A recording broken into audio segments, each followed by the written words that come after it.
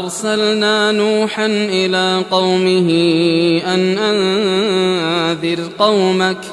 أن أنذر قومك من قبل أن يأتيهم عذاب أليم.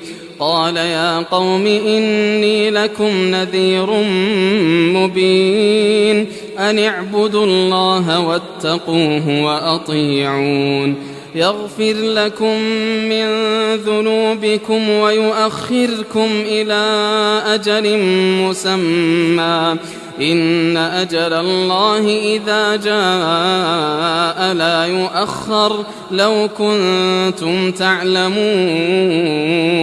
قال رب إني دعوت قومي ليلا ونهارا فلم يزدهم دعائي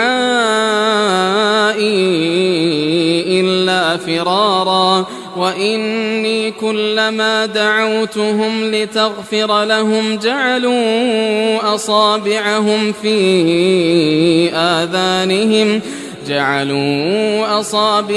في آذانهم واستغشوا ثيابهم وأصروا واستكبروا استكبارا ثم إني دعوتهم جهارا ثم إني أعلنت لهم وأسررت لهم إسرارا فقلت استغفروا ربكم إنه كان غفارا يرسل السماء عليكم مدرارا ويمددكم بأموال وبنين ويجعل لكم جنات ويجعل لكم أنهارا ما لكم لا ترجون لله وقارا وقد خلقكم أطوارا ألم تروا كيف خلق الله 7 سماوات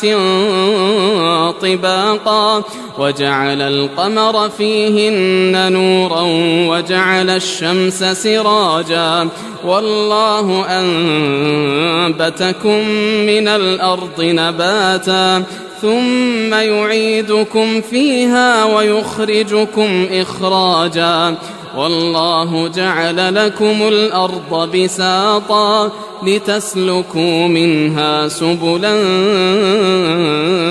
فجاجا.